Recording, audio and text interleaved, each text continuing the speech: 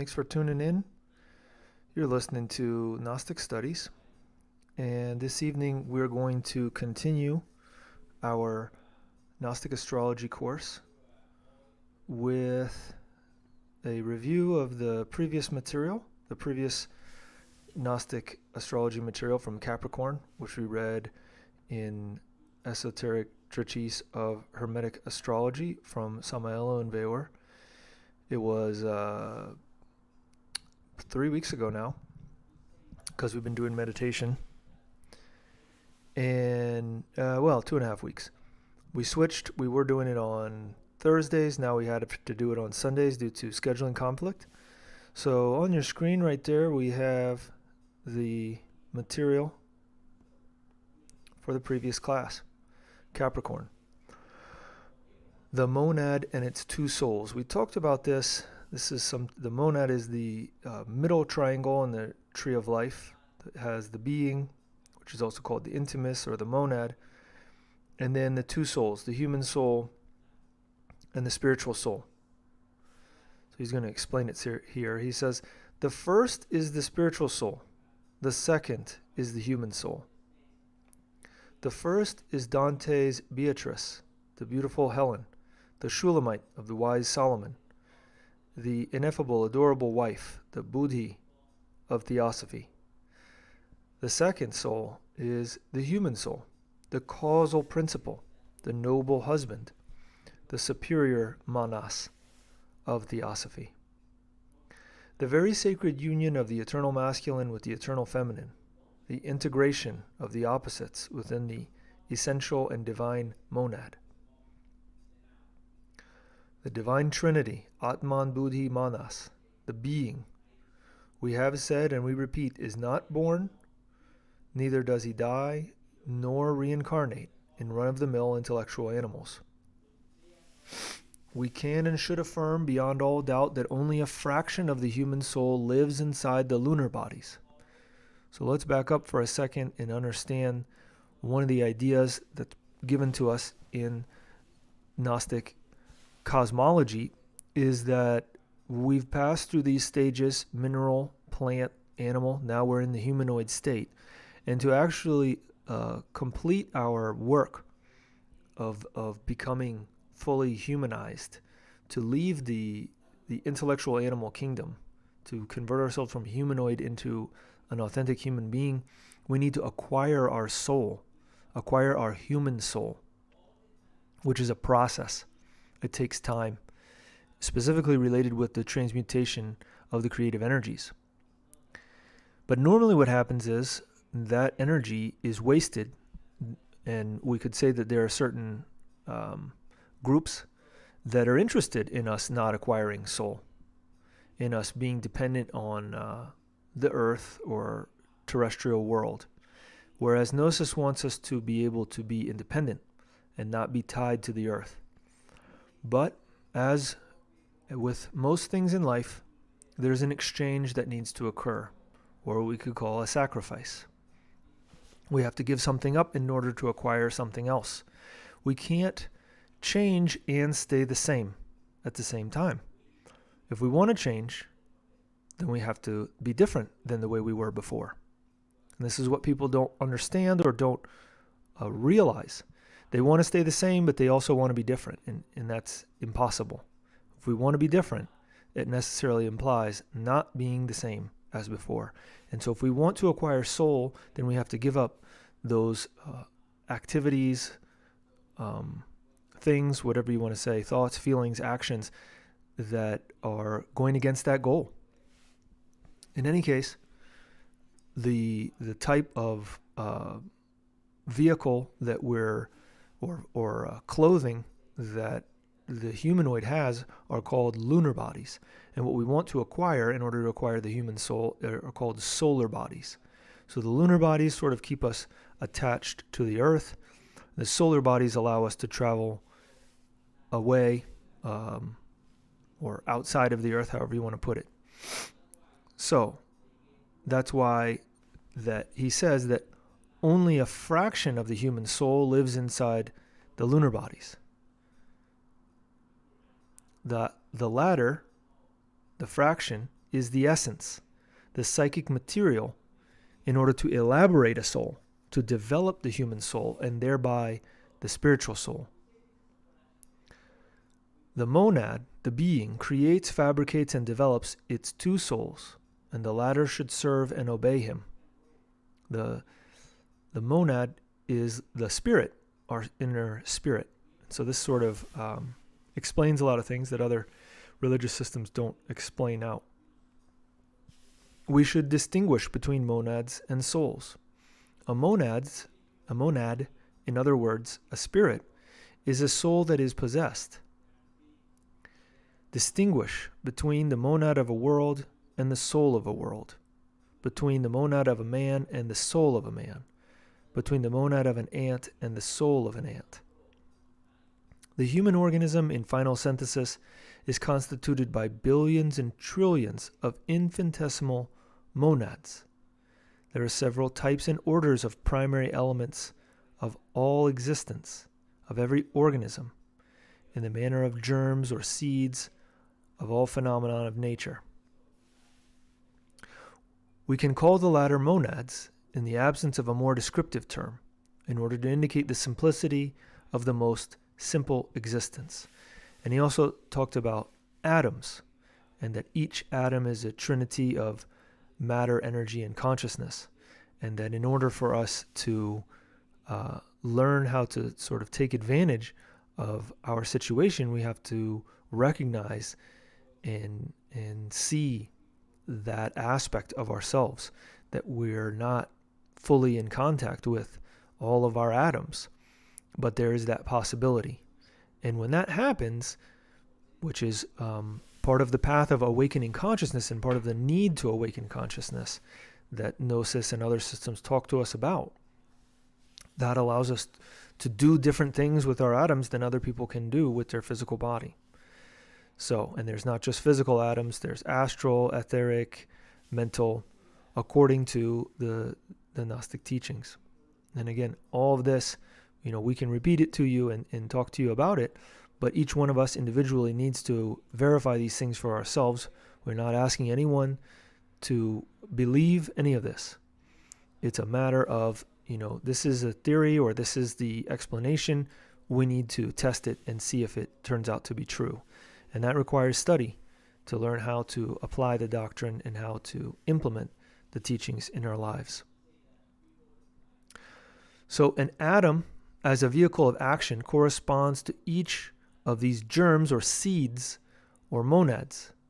And monads attract each other, combine, transform themselves, giving form to every organism, world, microorganism, etc. Hierarchies exist among the monads. The inferior monads must obey the superior ones. That is the law. The inferior monads belong to the superior ones. All the trillions of monads that animate the human organism have to obey the owner, the chief, the principal monad. The regulating monad, the primordial monad, permits the activity of all of its subordinates inside the human organism until the time indicated by the law of karma. The monads in themselves are indestructible. They abandon their old connections in order to briefly carry out other new ones. The return to this world, the re-entry or re-embodiment, would be impossible without the work of the monads. They reconstruct new cells with their perceptions, sensations. They reconstruct new organisms. When the primordial monad when the primordial monad is totally developed, it can afford to utilize its trillions of monads to create a world, a sun, a comet, and thus become a regulating monad of any star. But that is already something of the gods. So here you can see that he's explaining the next step. We're humanoid, technically, until we acquire our solar bodies. Once we acquire our human soul, then we have the possibility of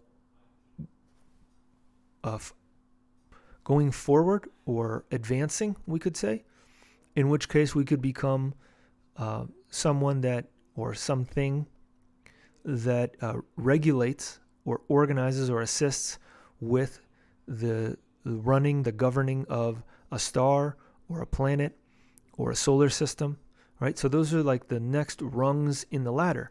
But obviously, if we can't control ourselves, if we can't regulate ourselves and what's going on with us on this planet, and we have to eat sugar just because we want something sweet and we can't stop ourselves, or we have to, do this or do that, and we can't control ourselves, why would we be put in charge of something greater?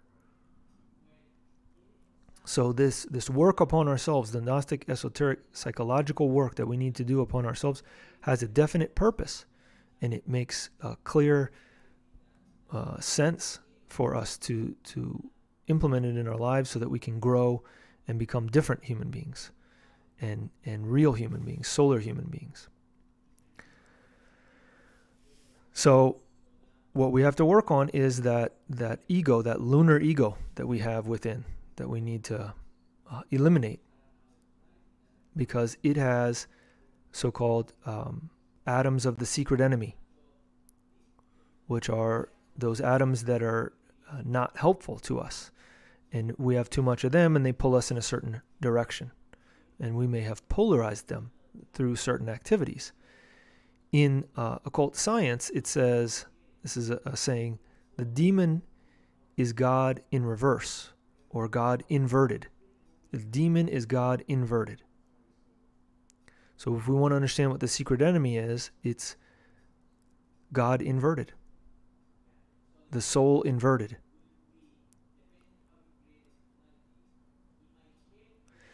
Within the human being, we have 3 brains, according to Gnosis, right? The intellectual, emotional, and motor instinctive sexual brains.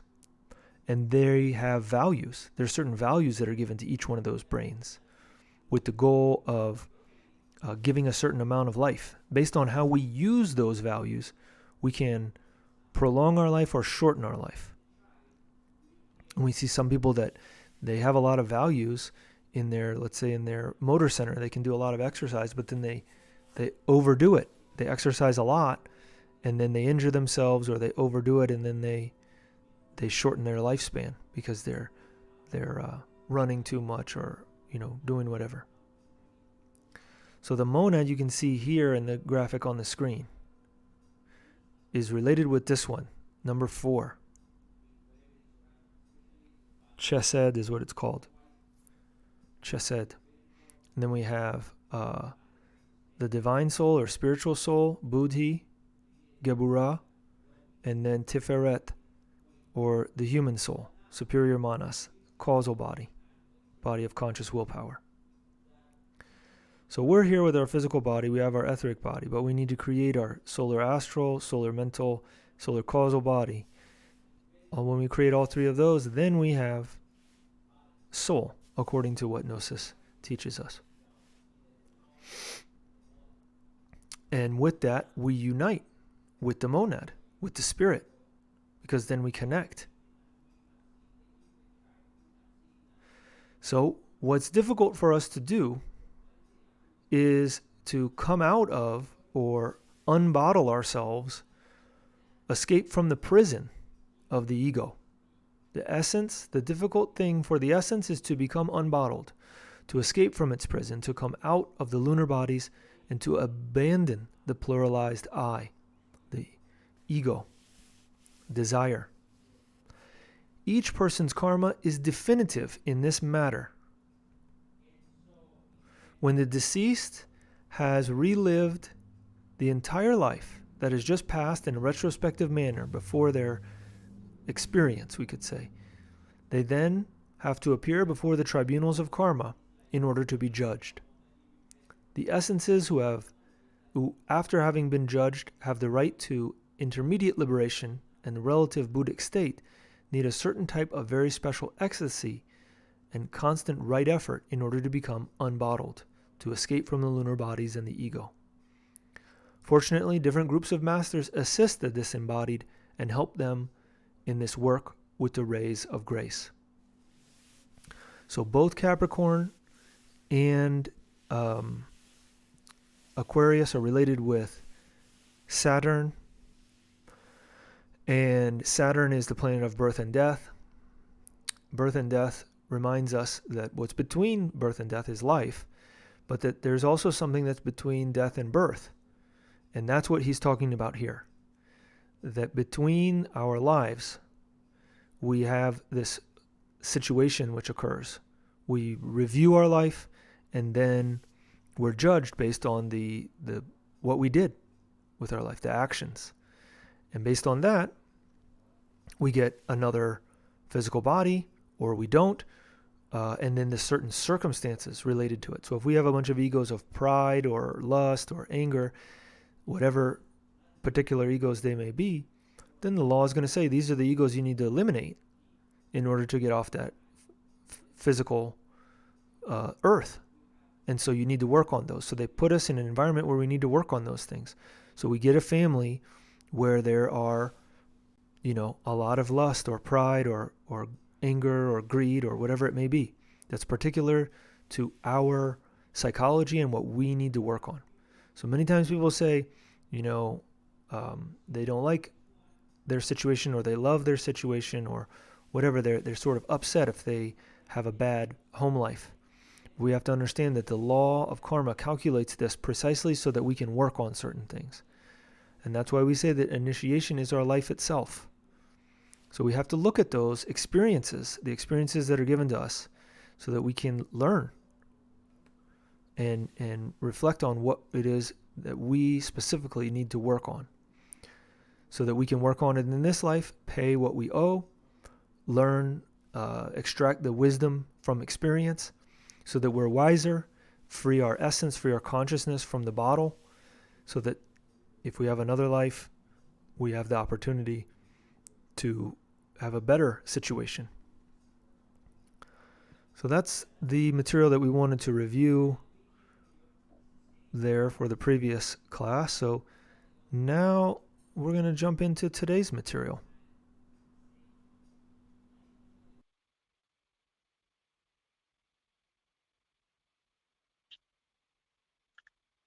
Aquarius 1. Aquarius, the calves, and the belly of the legs. Dear disciple, we have arrived at the constellation of Aquarius in our zodiacal course, which has its corporal point in the calves. At this point, let us remember Don Abraham Gonzalez, the Minister of the Interior of Mexico during the times of Madero, who, in order to determine the cowardice of the political party, said that the back part of their knees were trembling. This phrase, which made us laugh a lot at the time, pushed us to observe some men in a state of nervousness in order to substantiate the phenomenon. We also noticed that in some men who were sentenced to death in court, and although we never witnessed the act of execution since we left just before, after having been greatly consoled, we found that both the face and the calves were trembling. Fluidic emanations, which are very charged by eroticism, meet in this part of the body, and every man knows that there is nothing in the body of a woman which awakens more masculine attention than the calves. This produces the form of the leg and its roundness. Therefore, a misformed and thin calf diffuses the desires of any man, although the face of women may abound in beauty and loveliness. We call attention to this from our point of view in order to show the importance of our practices in these extremities. It is curious that in Catalonia, the calves are named belly of the bed, and in Portuguese, belly of the legs. It might seem like a joke, but these names have their origins in the ancient mysteries in which they taught that all the animation of the body resides in the belly, rather like a cauldron bringing about all necessary metabolism. Thus, in the leg, there is also a belly, or place where all the metabolism of the leg is carried out in the magnetic sense. And as we have seen the importance of the thighs in the lessons of Sagittarius, it is easy to comprehend that the calves represent something important in the legs in general. Aquarius, in addition to the calves, exerts its action on the expulsion of carbon dioxide from the organism, and therefore upon the blood and its pathological states. It also exerts itself on the nervous system, catalepsy, neurasthenia, hysteria, cardiac disease, and especially on disease of sight. If we first consider the conditions of Aquarius as performing the function of a belly and the calves, and then as an operation on the other parts of the body, then we will see the great reason why the ancient initiates had to attribute certain diseases to its sign. For example, deaths due to sudden cardiac accidents always happen when Saturn has a bad aspect with the heart in the constellation of Aquarius. Some treatises of magic say that children born under the influence of Aquarius are difficult to educate, and that nothing is ever achieved with harshness and punishment, but it is rather with gentleness and pampering, and that instead of its caressing the head, it is better for us to caress the calves of the Aquarian children. Aquarius and its esoteric associations. In dealing in the final part of the zodiacal course with the influence of Pisces upon the feet, which is undoubtedly the greatest key, we will see that just as the eyes are the gateway to glands such as the epiphysis or pineal gland and to the hypophysis or pituitary gland, the departure of the powerful forces which are in the legs have to be guided through the calves under the influence of Saturn Aquarius. Under the influence of Saturn Aquarius, great theosophists, fighters for religious principles, idealists, revolutionaries, and inventors are born. Frederick the Great, Bacon, Edison, Swedenborg, Dickinson, Lessing, Haeckel, Darwin, Volta, and others had their sun in Aquarius. Occultists have Aquarius in ascent, or the sun in said constellation. Therefore, occult intuition is born from it. Aquarians are necessarily of an affectionate character, and all those inventions of Cubism, Ultraism, Dadaism, and other modern expressions of art, remember this was written in the 30s, are something like a foreshadowing of occult intuition in each individual, so that later on, as a consequence, the inclination towards the ultraist theories of occultism can then flourish in them. All this has been foreseen astrologically, and it is extremely curious that the same fashion which has hidden the calves of women for centuries is now showing them off, as we approach, little by little, the doors of the sign of Aquarius, whose term is beginning now. Likewise, the materialist will not accept these explanations, but those of us who occupy ourselves with occultism and with certain astrological studies, united with the science left in ancient manuscripts by truly wise initiates, we know that nothing is coincidental, and everything firmly has its foundation. Aviation is also under the astrological influence of Aquarius, and this has already been mentioned accurately by the spiritual father of the aviators, Leonardo da Vinci. Of course, then, it was just a prediction, without mentioning anything for the age of Aquarius to come. The eyes of those born in Aquarius are very expressive, when the karma and the heritage, which in summary are the same thing. That's a very interesting sentence. When the karma and the heritage, which in summary are the same thing, has not distinguished their shiny brightness, they are something. Let me restart the whole sentence. The eyes of those born in Aquarius are very expressive, when the karma and the heritage, which in summary are the same thing, has not extinguished their shiny brightness. They are something like two ecstatic and radiant bright stars, and it would be sufficient to look upon the face of an Aquarian in order to find the constellation under which they were born. They are also noted for a fine and delicate hand that invites caressing, and they have a special and outstanding instinct for all things. But there is also a conspicuously labeled selfishness, coveting everything for themselves.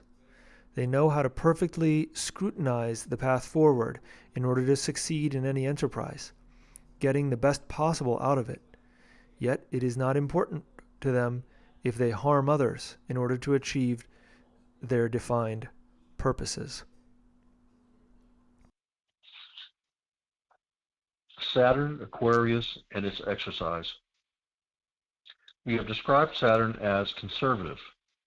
Now it is in Aquarius where Saturn looks to the future. Since we are coming into the age of Aquarius, it is for this reason that we have seen things move so quickly, and the future has to be that of occult ideas, while in the field of parapsychology we will observe true marvels. We are not, of course, far from the day when the separation of the astral body and even other phenomena of major importance will be a fact for science in general, and what is now only occult knowledge will be disclosed to the public. Nonetheless, it will take occult practices such as a necessary and indispensable preparation so that the physical body gets used to and will permit the indicated phenomena. The practice, which is related to the feet and the constellation of Pisces, has to be prepared and set up with what we will describe. Therefore, the current that comes from the sanctuary of the feet starts its trajectory by passing through the calves, and we must mentally prepare them, but concentrating much stronger than before to open the passageway. Nevertheless, it has not been a complicated practice or an exercise. It is enough in order to achieve this, that every night before going to bed, one rubs the calves from the bottom up, and while this is being done, one consciously concentrates with true mental strength on the following phrases. Force pass through, permeate my whole organism. Current from below ascend to find your sister, she who comes from heaven from Uranus. I, Saturn, am your receiver in the microcosmos in order to redeem humanity and in order to redeem myself personally, who tends to approach God by seeking for my own perfection. So be it. You might consider this practice as the least important and just too simple, but it is only done in order to prepare you for the next exercise, which holds the greatest key. And just doing this well and discovering its intimate secrets will open the doors to all initiations. After this, we will enter into the field of magic. Of course, we invite the brethren to join in it. So that's the end of the material that we wanted to share with you. However, here we have a summary of the practice. So as you know, if you've been following along with us, each astrological sign has a practice that we can do that corresponds to the part of the body that's related with the astrological sign. So in Aquarius, it's the calves, or we could say from below the knees to above the feet, because the feet is Pisces and the knees were Capricorn. So now we're working with the calves. And he says the future is the future of occultism. What does that mean? Occult, as we've mentioned before, is a word that comes from a Latin root that means hidden, means studying hidden things. And as he mentioned also that we're studying Arnaldo Krumheller, Huiracocha, we're studying his Zodiacal course. And he says that for the occultist, for the person who studies these things, they know that there's causes and effect. Every cause creates an effect, and every effect is associated with a cause. So now, what we're trying to do, to summarize, related with the particular exercise that we're doing, is to take advantage of the currents that come from the earth. Because according to what he mentioned in the first few classes, almost a year ago when we started this, in the introduction and in Aries, there are two currents. One that descends from above, that enters the head in Aries, then the throat in Taurus, etc., as it descends until it reaches the heart in Leo. And then that's the celestial, or we could say heavenly current. And then there's another current that ascends from below, from the earth. It passes through the feet, the calves, the knees, the thighs, and the sexual organs, the kidneys, the intestines, stomach, and then boom, meets with the heart. And those two currents mix together in our mid-torso, our chest, right, where our heart and solar plexus and all that is going on. And so what we're trying to do now is to stimulate the current that's coming from below, which right now, because we're in Aquarius, is in the calves. So we rub the calves from the bottom up. So upwards, stimulating the energy going upwards, while at the same time, we consciously concentrate on the following phrase. And this is translated from Spanish. In other Gnostic documents, you might see it instead of force pass through, sometimes it's energy pass through. Energy pass through, energy pass through. Permeate my whole organism. Force pass through, force pass through. Permeate my organism, right? We're saying, hey, ascend up through the feet into the calves. And as he said, the calves are a belly. A belly is a place where things are gestated, like a womb, where the baby grows in the belly, or where we digest food and we extract nutrients. And so it's a special place, that belly. And so the belly of the legs is in the calves. Okay? Well, that means there's something that needs to be done there, right? Digested and transformed and extracted, or even grown and nourished and developed there. So we're stimulating it, right? Current from below. Ascend to find your sister, she who comes from heaven, from Uranus, right? The celestial current descending. So we're saying to the earthly current, go up, ascend to find your sister current, the one that's coming down from heaven. And then the final part of it, I, Saturn, am your receiver in the microcosmos in order to redeem humanity and in order to redeem myself personally, seeking to approach God by striving for my own perfection. So be it. So this little phrase, as always, we have at the bottom a PDF that has this information. You can download it. You can keep it on your device. You can print it out. And that way you can have it nearby so that you can do it until you can memorize it. The main thing is, energy pass through, force pass through, permeate my organism. Current from below, ascend to find your sister, she who comes from above, from heaven, from Uranus. And talk to the current. Concentrate on that.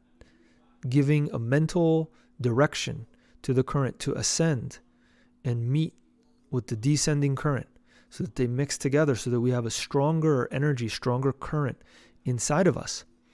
And all of this is so that we can stimulate those parts of the body. Each of these exercises that we've studied in this Zodiacal course is to work with the different parts of the body corresponding to the same Zodiacal sign so that we can stimulate the body to have a different type of energy or flow or current in it.